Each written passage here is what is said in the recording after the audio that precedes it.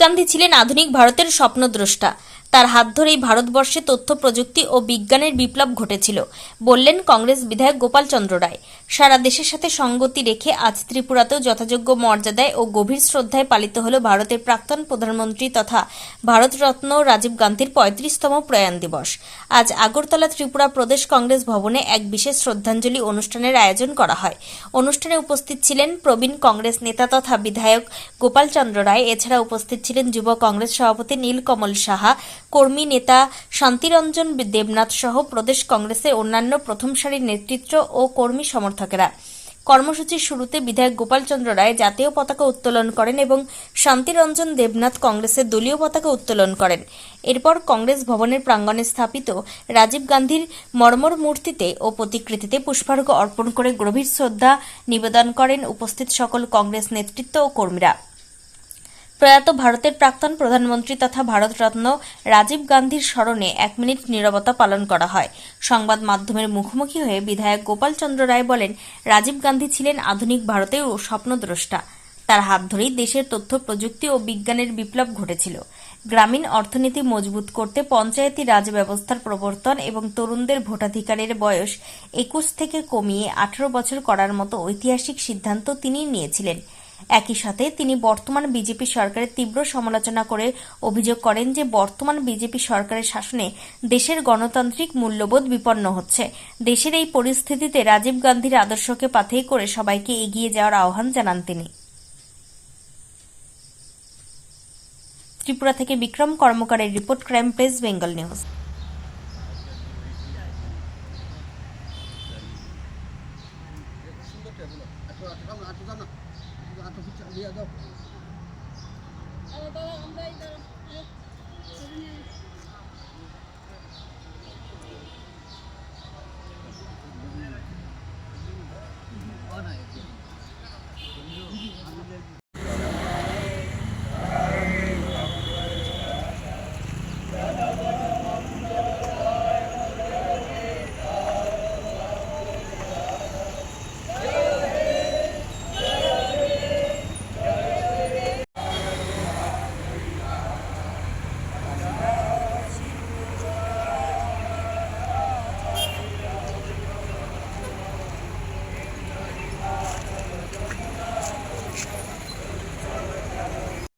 শহীদ বেদিতে পুষ্পার্ঘ্য অর্পণ করব। আমরা প্রথমেই আজকে এই অনুষ্ঠানে জাতীয় পতাকা উত্তোলন করার জন্য প্রদেশ কংগ্রেসের প্রাক্তন সভাপতি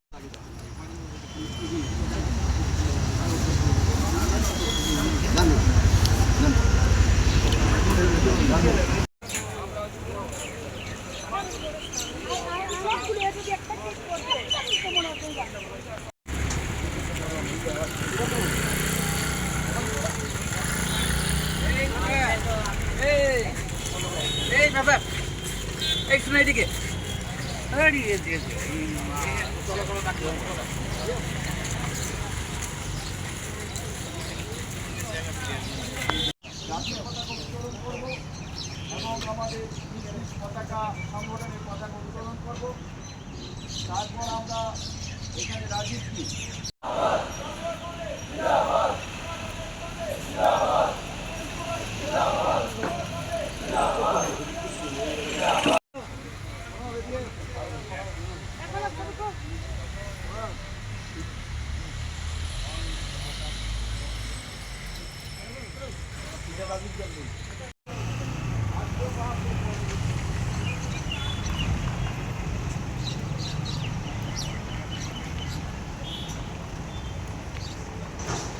আছেন আমাদের প্রাক্তন প্রদেশ কংগ্রেস সভাপতি তথা বিধায়ক গোপাল চন্দ্র রায় মহাশয় আছেন। প্রদেশ কংগ্রেস আয়োজিত আজকে ওনার এই মৃত্যু দিনে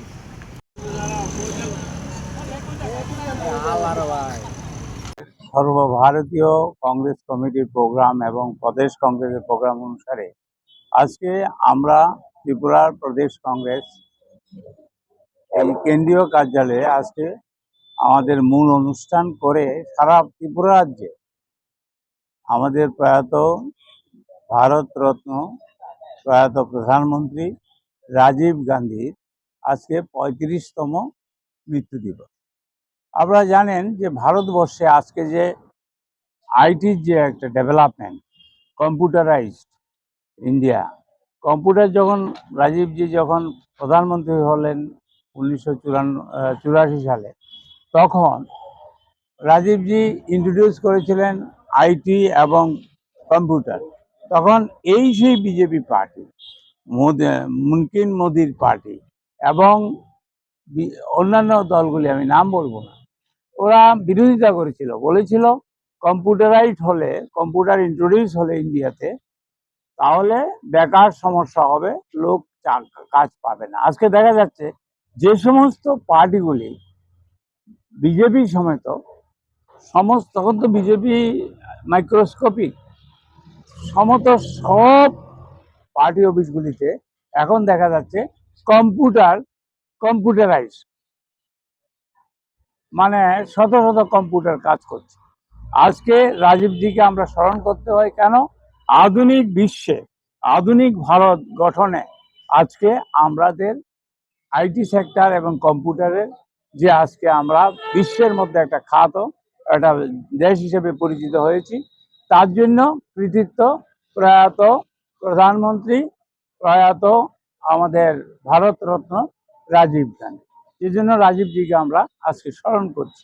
আপনারা জানেন কংগ্রেস একমাত্র দল যারা সব জাতি ধর্ম নির্বিশেষে, মানে সেকুলারিজমকে সামনে রেখে ভারতবর্ষকে ডেভেলপ করতে পারে।